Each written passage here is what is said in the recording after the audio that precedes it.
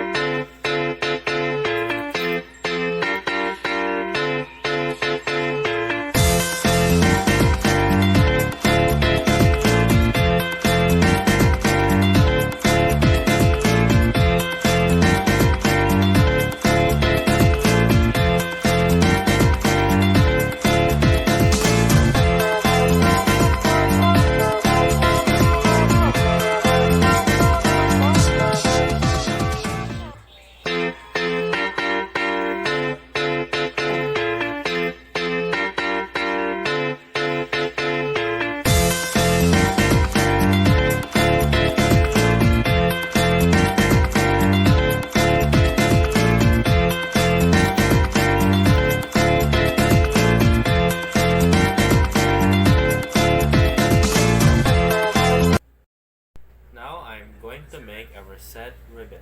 The materials needed are as follows. This is a double-sided tape, 4 meters ribbon, string, and scissor.